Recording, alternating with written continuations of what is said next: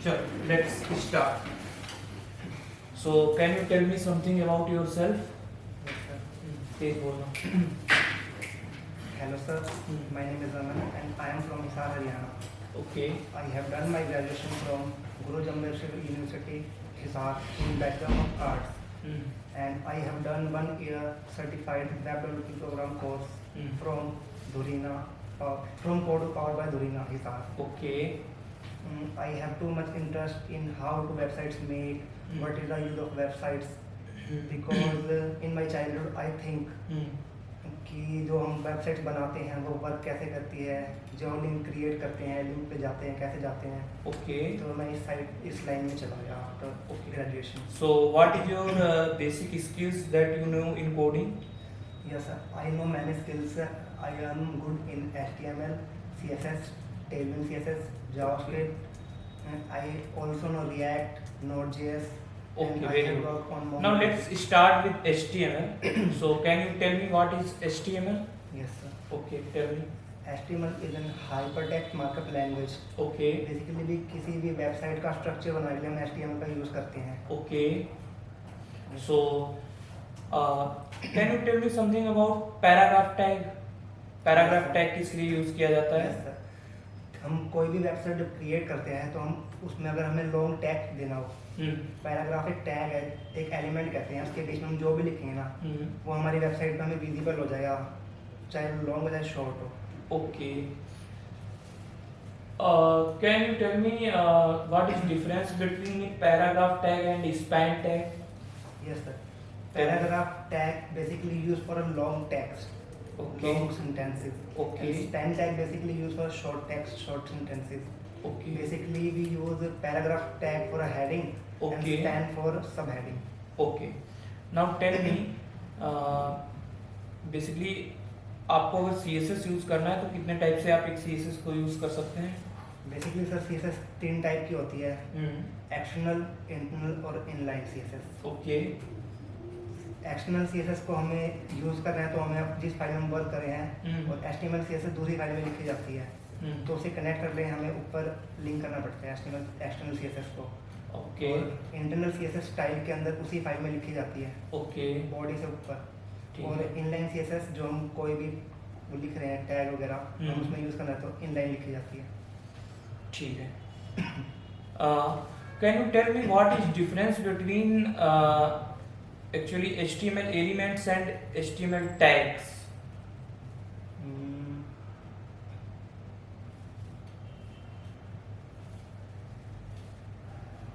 चलिए कोई दिक्कत नहीं. नेक्स्ट बताइए, आपने हाइपरलिंक पढ़ा है HTML में? Yes sir. क्या होता है हाइपरलिंक हाइपरलिंक? कैसे बेसिकली अगर हमको यूज करना है कैसे यूज करेंगे? सर बेसिकली हाइपरलिंक कोई लिंक क्रिएट करने के लिए यूज़ होता है जो कि हम एंकर टैग में यूज़ करते हैं. ओके. एंकर टैग के एट्रीब्यूट्स क्या क्या होते हैं? href. ओके. href के अंदर क्या लिखा जाता है? सोर्स के अंदर URL देना होता है. ठीक है. नाउ टेल मी, बेसिकली अगर आपको क्वेश्चन देखना है कि what is marquee in HTML, do you know? Yes sir. बताओ. Marquee basically use for animations. Okay. Marquee then tag. हम मार्क्यू बीच में जो भी हम अपना फॉन्ट टेक्स्ट जो भी लिखना चाहते हैं, हम उसकी हाइट विड्थ देके उसे हम मूव कर सकते हैं एक प्लेस से दूसरे प्लेस तक, अप डाउन लेफ्ट राइट. ठीक है. Can you tell me what is basically list कितने टाइप की होती है HTML में? Yes sir. Basically list are of 2 types. Okay. कौन कौन से? And OLN UL list, order list और अनऑर्डर लिस्ट. एक और होती है, आपने नाम में भी नहीं सुना है? Definition. Definition list. Okay. Yes sir. This is तो- used for heading of and definitions. Basically अब मुझे ये बताना, अनऑर्डर्ड और ऑर्डर्ड लिस्ट में डिफरेंस क्या होता है? What is the key difference? जो ऑर्डर लिस्ट है वो हमारी सीक्वेंस वाइज आती है. जैसे कि हम ऑर्डर लिस्ट स्टार्ट कर रहे हैं तो उसमें टाइप सर्च करेंगे, नंबर में हो तो 1 2 3 4, अल्फाबेट में तो ABCD. अनऑर्डर्ड लिस्ट में हम क्या उसका स्ट्रक्चर टाइप सेट करते हैं बस. उसमें ऑर्डर लिस्ट की तरह 1 2 3 4 नहीं है, उसमें sir circle, round, square type. Can you tell me, basically अगर आपको बताना हो कि एक कमेंट HTML में लिखना है, कैसे लिखते हैं? कमेंट में सर कमेंट. कोई हमें पैराग्राफ में कुछ कमेंट करना है. हाँ. अगर मान लीजिए कुछ भी हमें XYZ कोड का कमेंट करना है तो कैसे करेंगे? स्टार और स्लैश सर। स्टार और स्लैश पक्का? चलिए कोई बात नहीं, पढ़ लीजिए right now but I have learn. Okay okay, no problem. Now tell me, image tag use किया है, IMG टैग? Yes sir. किस लिए यूज किया जाता है? सर हमें अपनी वेबसाइट पे कोई भी इमेज ऐड करनी हो तो IMG टैग का यूज करते हैं। IMG टैग के अंदर हम सोर्स के अंदर URL डालते हैं, वो हम यूज कर सकते हैं। ठीक है। नाउ कम टू CSS के अंदर अगर आपको मान लिया आपने एक प्रॉपर्टी पढ़ी होगी फ्लेक्स का यूज किस लिए किया जाता है? सर बेसिकली CS में फ्लैक्स हमारा काम बहुत इजी कर देता है। जैसे हम पर वेबसाइट बनाते हैं तो हम जैसे कि उसमें 10 इमेज हमें ऐड करनी है और फ्लैक्स उस 10 इमेज को एक साथ सेट कर देगा, हाइट विड्थ लेंथ विड्थ सब कुछ एक साथ। और वैसे हम फ्लैक्स का यूज़ नहीं करेंगे तो हम पर्टिकुलर हर एक इमेज का साइज विड्थ सेट करना पड़ेगा, उसमें हमारा बहुत टाइम वेस्ट होगा। इसलिए फ्लैक्स बहुत इजी है CSS के लिए, वो बहुत चलिए थोड़ा ये फ्लेक्स के बारे में पढ़ लीजिएगा, ठीक है। और CSS के बारे में अगर आपको बताना हो, CSS में एक प्रॉपर्टी होती है मिक्स ब्लेंड, ये वाली पढ़ी है property? Sorry sir I don't know right now. Okay no problem. Class और ID सेलेक्टर के बीच में क्या डिफरेंस होता है? बेसिकली सर हम क्लास का यूज़ जब करते हैं जब हमारे पास एक एलिमेंट से हम 10 एलिमेंट को यूज़ कर सकते हैं। मतलब उसका जैसे कि हम कोई एलिमेंट यूज़ कर रहे हैं टैग में, हमने एक आइडिया क्लास का नाम दे दिया A1, तो हम उसकी प्रॉपर्टी से उसके सारे एलिमेंट को यूज़ कर सकते हैं। ठीक पर है। जो ID होती है वो यूनिक होती है, वो हर पर्टिकुलर एलिमेंट की अलग अलग दी जाती है, ठीक है, चेंज करने के लिए। ठीक है। CSS फ्लोट प्रॉपर्टी पढ़ी है आपने? Yes sir. क्या होती है? CSS फ्लोट सर प्रॉपर्टी होती है जब हम कोई भी टेक्स्ट लिखते हैं ना वो बाहर ना जाए अंदर आ जाए, जो ओवरफ्लो होता है। पक्का यही होता है? चलिए थोड़ा ये फ्लोट प्रॉपर्टी के बारे में पढ़ लीजिएगा। आप मुझे बताइए CSS में आपने दो पोजीशंस पढ़ी होंगी, एक एब्सोल्यूट पोजीशन और एक रिलेटिव पोजीशन। Yes sir. क्या डिफरेंस है दोनों में? जो सर रिलेटिव पोजीशन है वो फिक्स रहती है, एब्सोल्यूट को हम मूव कर सकते हैं। पक्का? Relative yes sir. और एक बार और बताइएगा, क्या बताया आपने भी? बेसिकली सर हम एलिमेंट या फिर टैग यूज कर रहे हैं, जैसे हमने एक कंटेनर लिया div और हम उसके अंदर 10 div बनाना चाहते हैं और उसको मूव करना चाहते हैं, और जब हमारा मेन div मूव ना हो तो जो मेन div उसको मूव नहीं करना तो उसकी प्रॉपर्टी रिलेटिव रखेंगे, जो अंदर वाली उसको एब्सोल्यूट कर देंगे। ठीक है। और बताइएगा कि CSS के अंदर आपने पढ़ा होगा एक चीज कि अगर मान लिया एक होता है व्यू पोर्ट हाइट, ठीक, एक होती है नॉर्मल हाइट, तो ये इन दोनों में डिफरेंस क्या है, व्यू पोर्ट हाइट और नॉर्मल हाइट में? जो सर व्यू पोर्ट हाइट होती है वो हमारे स्क्रीन के हिसाब से सेट हो जाती है, ठीक है। और जो नॉर्मल हाइट देते हैं वो हमारी स्क्रीन कभी छोटी कभी बड़ी होती है, उसके हिसाब से सेट नहीं हो सकती। ठीक है। आपको दो सिनेरियो है आपको CSS में। पहला चीज ये है कि आपको CSS जो ट्रेडिशनल CSS है वो यूज करने को दी जाए, दूसरा आपसे बोला जाए कि Tailwind CSS आप यूज कर सकते हैं। So which one you prefer?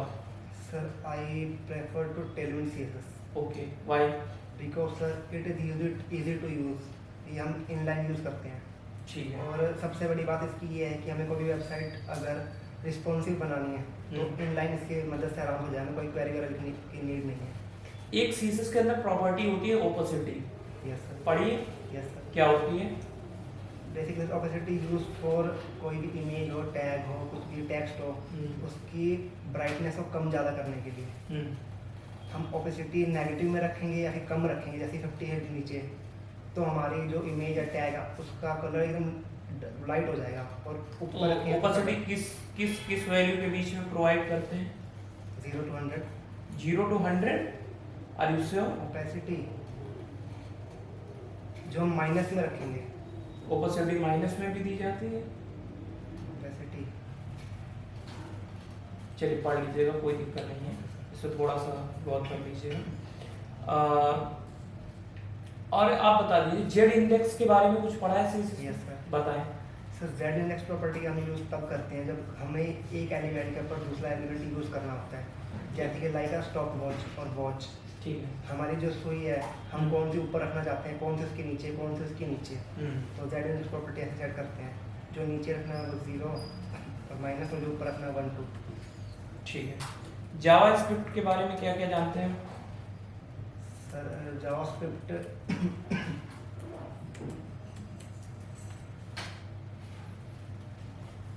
पढ़िए जावास्क्रिप्ट। यस सर पढ़िए। चलिए तो बता दीजिए वेर लेट और कॉन्स्ट में डिफरेंस क्या है। एक very simple question, what is difference between var let and const? Basically these are a type of variable जो हम डेटा टाइप वो करते हैं, तो वो उसके लिए हम लेट वेर और कॉन्स्ट का यूज करते हैं। जो वेर है वो पहले टाइम यूज होता है, वो ग्लोबली वेरिएबल इंसर्ट करने के लिए यूज होता है सर, और लेट और कॉन्स्ट हम ब्लॉक में यूज करते हैं। ठीक है। Set time out function JavaScript में यूज किया होगा आपने? Yes sir. किस लिए यूज किया जाता है? कोई भी टाइम सेट करने के लिए सर। टाइम सेट करने के लिए मतलब कैन यू स्पेसिफाई? जैसे कि हम स्टॉप वॉच बना रहे हैं और हम स्टार्ट कर रहे हैं 0 से, वो टाइम चला दिया, हमें वो टाइम वापस सेट करना है, स्टॉप वॉच को रोकना है, तो हम सेट इंटरवल का यूज करते हैं।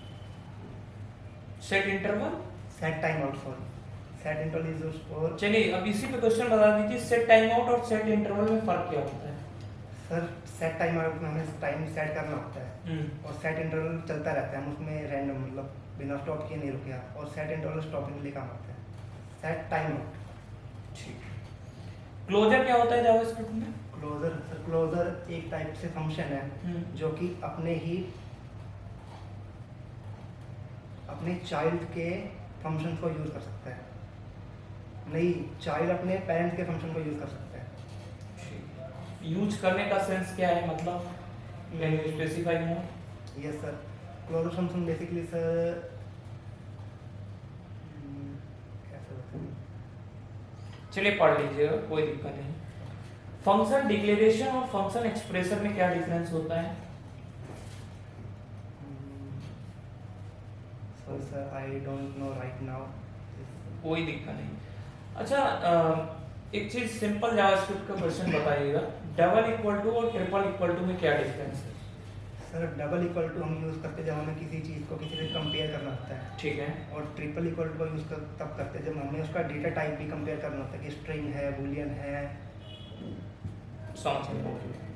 होस्टिंग पता है जावास्क्रिप्ट में क्या होती है? होस्टिंग सर मैंने पढ़ा हुआ है पर right now I don't no. Okay okay, कोई दिक्कत नहीं है। जावास्क्रिप्ट में एक और कॉन्सेप्ट आपने पढ़ा होगा मे बी, अगर हम बात कर रहे हैं इसके अंदर तो बोला जाता है कि जैसे जब जावास्क्रिप्ट आप यूज कर रहे हैं उस टाइम पे एक प्रोटोटाइप चेनिंग पढ़ा है? प्रोटोटाइप चेनिंग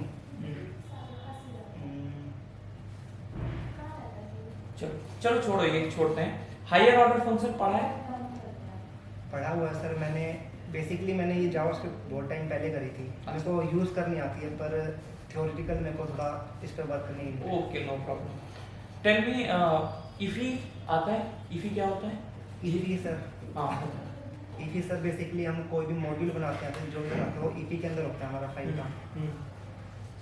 हम कोई भी मॉड्यूल बनाने पहले इफी को क्रिएट करते हैं, जो भी हमारा हम फाइल में क्रिएट कर रहे हैं मॉड्यूल या फिर जो भी जेसन फाइल, वो सारी हमारी इफी के अंदर होती है।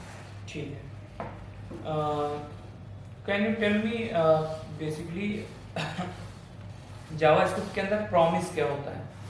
प्रॉमिस पढ़ा हुआ है? यस सर, जब हम कोई भी एपीआई से डाटा फैच करते हैं तो वहाँ पे प्रॉमिस का यूज होता है।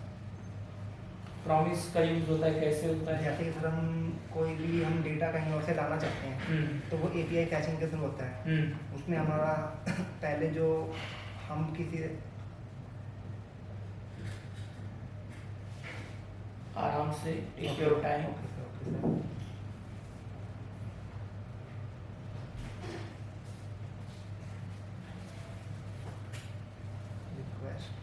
चलिए कोई दिक्कत नहीं है। रिएक्ट आपने पढ़ी है? Yes sir. रिएक्ट के मेजर फीचर्स क्या हैं?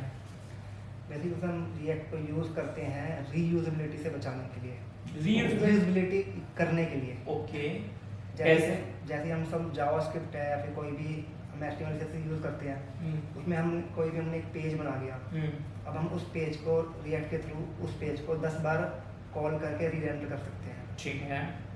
तो हमें उसकी नीड नहीं, हम दोबारा फाइल क्रिएट करें, फाइल बनाएं, कार्ड्स बनाएं, रिएक्ट के थ्रू वो काम 1 मिनट में हो जाएगा बस कॉलिंग करने से। कंपोनेंट्स के बारे में जानते हैं रिएक्ट में? Yes sir. क्या होता है? कंपोनेंट सर, हम जैसे कि हम कोई वेबसाइट होती है, उसका जो जो पार्ट होता है ना, वो सारे हम उसे कंपोनेंट कहते हैं। जैसे कि एक वेबसाइट में रिएक्ट के थ्रू नैव बार एक कंपोनेंट हो गया, हेडर एक कंपोनेंट हो गया, उसमें जितनी इमेज ऐड करनी है उसका एक अलग कंपोनेंट हो गया। तो बेसिकली रिएक्ट का मेन फोल्डर बनाते हैं, जो भी इसके अंदर फाइल क्रिएट करते हैं ना, हम उसे कंपोनेंट के नाम से बोलते हैं। ठीक है। टेल मी प्रॉप्स क्या होता है रिएक्ट में? Sir basically sorry sir no problem. Basically sir props का यूज़ हम रिएक्ट में करते हैं। हमें जब कोई भी डेटा एक साथ क्रिएट करना है किसी का, लाइक हमें 10 कार्ड क्रिएट करने हैं, तो वहाँ पे हम बेसिकली प्रॉप्स का यूज़ करेंगे। हम 10 के 10 कार्ड सेम नहीं रख सकते, हमें डायनेमिक डाटा चेंज करना है। जैसे हम एक वेबसाइट बना रहे हैं, हम 10 कार्ड क्रिएट कर रहे हैं, अब हमें उनकी इन्फॉर्मेशन चेंज करनी है। अरुण, इनसे बात बोलो तो जो इंटरव्यू चल रहा है कोई आवाज़ नहीं करे। हमें 10 कार्ड क्रिएट करने हैं इकट्ठे, पर हमें उसका डेटा चेंज करना है, तो वो चीज़ हम प्रॉप्स के थ्रू करेंगे। ठीक है। अब आप बताइए बेसिकली एक चीज़ और बताना, स्टेट और प्रॉप में क्या डिफरेंस है? स्टेट और प्रॉप में सर, जो हम स्टेट का यूज़ करते हैं ना रिएक्ट में, वो हम हुक्स में करते हैं, और हम स्टेट का यूज़ करते हैं जैसे कि हमें कोई भी वैल्यू चेंज करनी है, तो हम स्टेट का यूज़ करेंगे। तो वैल्यू चेंज करने के लिए प्रॉप्स के थ्रू हो जाए सर, लेकिन जब रन टाइम में डायनेमिक डेटा चेंज करना हो, वो हम स्टेट के थ्रू करेंगे। Can you tell me JSX क्या होता है रिएक्ट में? Yes sir, JSX is a type of language which help us to use JavaScript language in React. जैसे बताना। JSX एक लैंग्वेज है। लैंग्वेज है JSX। JSX हमें JavaScript XML। हमें HTML का जो भी वो होती है एलिमेंट्स वगैरह, वो लिखने में हेल्प करती है JavaScript में। ठीक है, चलिए ये पढ़ लीजिएगा JSX एक बार आप। Okay sir. Higher order component क्या होता है रिएक्ट में, पता है? Higher order component sir, I have learned but not right now. ठीक है। यूज स्टेट का यूज किस लिए करते हैं रिएक्ट में, एक एग्जांपल के साथ बताइएगा। Yes sir, basically use state is a type of hooks, और हुक्स का यूज हम जब करते हैं, हमें जब रन टाइम में कोई भी चीज़ चेंज करनी हो, यूज स्टेट का बेसिकली यूज होता है जब रन टाइम में हमें डेटा चेंज करना हो। ठीक है। लाइक हमने एक स्टॉप वॉच बनाया, स्टॉप वॉच छोड़ो, जैसे कि हमने 2 बटन बनाए, एक इंक्रीमेंट का एक डिक्रीमेंट का, और ऊपर हमने एक इनपुट टाइप बना दिया कि वहाँ पे हमने नंबर इंसर्ट करवा दिया, उसकी इनिशियल वैल्यू 0 रख दी कि 0 स्टार्ट हो। तब हम इंक्रीमेंट करने हैं रन टाइम उसका, उसकी वैल्यू चेंज हुए, तो हम यूज स्टेट का वर्क करते हैं, डिक्रीमेंट और इंक्रीमेंट। ठीक है। रिएक्ट लाइफ साइकिल मेथड्स पता है क्या होता है? Yes sir, I know, but I can't explain in words right now. ठीक है, कोई दिक्कत नहीं। रिएक्ट राउटर डोम का यूज किया है? Yes sir. इसलिए किया जाता है? रिएक्ट राउटर डोम का यूज सर हम राउटिंग के लिए करते हैं सर। हाँ, राउटिंग के लिए कैसे? लाइक सर हमने एक वेबसाइट बनाई, उसमें हमने 10 कंपोनेंट बना लिए। अब हमें किसी बटन में किसी का पाथ देना है, कोई सा पाथ कब खुले, तो हम राउटिंग के थ्रू करते हैं उसको। ठीक है। बेसिकली लोकेशन को कनेक्ट करने के लिए। ठीक है, ठीक है, ठीक है। तो रिएक्ट में आपने इतना कुछ पढ़ लिया। आपने प्रॉप्स ड्रिलिंग पढ़ा था? ये सब पढ़ा था प्रॉप्स ड्रिलिंग का। बेसिकली यूज प्रॉप्स ड्रिलिंग का यूज इसलिए होता है, प्रॉप ड्रिलिंग बेसिकली ये होती है कि हम कोई भी कोड यूज़ कर रहे हैं, जैसे कि हम प्रॉप्स में मतलब रिएक्ट में, तो प्रॉप ड्रिलिंग का यूज भी होता है कि हम जैसे कि पेरेंट कंपोनेंट है, उसके बाद उसके 3 चाइल्ड कंपोनेंट है, और हमें लास्ट वाले में चेंज करना है। तो प्रॉप ड्रिलिंग का मेथड इसलिए आया था कि हम मतलब रिएक्ट तब आई थी, पहले प्रॉप ड्रिलिंग होती है कि जो हम सीधा 4 पे जा सकते हैं सर, पहले फर्स्ट से सेकंड से थर्ड पे 4, कंपोनेंट से कंपोनेंट तक हमको डेटा पास करना पड़ेगा, लेकिन अब हम सीधा कर सकते हैं। तो इसके लिए क्या यूज किया प्रॉप्स ड्रिलिंग को ओवरकम करने के लिए? प्रॉप ड्रिलिंग को ओवरकम करने के लिए सर यूज कॉन्टेक्स्ट का नाम सुना है? Use context API. हाँ, कॉन्टेक्स्ट एपीआई। ठीक है। चलिए ठीक है, इतना आपने बता दिया, गुड एंड नोड में थोड़ा सा आप बता दीजिएगा मुझे कि नोड में HTTP मेथड्स कौन कौन से होते हैं। Yes sir, basically sir HTTP methods use मतलब हम उसका यूज़ करते हैं जब हम कहीं से, जैसे कि सर हमने कोई ब्राउज़र पे URL की रिक्वेस्ट डाली, ब्राउज़र सर्वर के पास भेजा रिक्वेस्ट, सर्वर डेटाबेस से डेटा उठा के यूज़र के पास ला के देगा, तो उसमें जो हम कमांड यूज़ करते हैं HTTP मेथड का यूज़ होता है सर। उसमें बेसिकली हम मोस्टली होते तो कई सारे सर, बेसिकली हम 5 टाइप का यूज़ करते हैं HTTP method: post, get, put, patch, delete. ठीक है, पोस्ट, गेट और पोस्ट का यूज किस लिए किया जाता है? सर पोस्ट जब हमें डेटा को कहीं से लाना हो, जैसे हमें डेटा भेजना हो सॉरी, और जब हमें इस डेटा को रीड करना होता है तो हम गेट का यूज़ करते हैं। ठीक है, डेटाबेस में डेटा इंसर्ट करने के लिए MongoDB की कौन सी कमांड यूज करोगे? इंसर्ट मैन्यू और इंसर्ट वन। ठीक है, और मान लिया अगर डेटा को फाइंड करना है तो उसके लिए डॉट फाइंड मेथड। गुड है। मान लिया आपको सारे यूजर्स को एक साथ गेट करना है तो कौन सा कमांड यूज करेंगे? सारे यूजर को एक साथ गेट करना। सॉरी सर मैं समझा नहीं, कैन जैसे एक डेटाबेस के अंदर एक कलेक्शन है जिसके अंदर हमारे 30 यूजर्स स्टोर है, ठीक, उन सारे यूजर्स को एक साथ हमको बेसिकली रिट्रीव करना है, देखना है कि कौन कौन से यूजर स्टोर हैं, क्या क्या उनका डेटा स्टोर है, तो सबके सबको यूज करने के लिए हम लोग यूज तो करेंगे फाइंड मेथड ही। तो फाइंड के अंदर फिर क्या पास करना पड़ेगा? Two array sir, two array pass करना पड़ेगा कि एम्प्टी ऑब्जेक्ट पास करेंगे?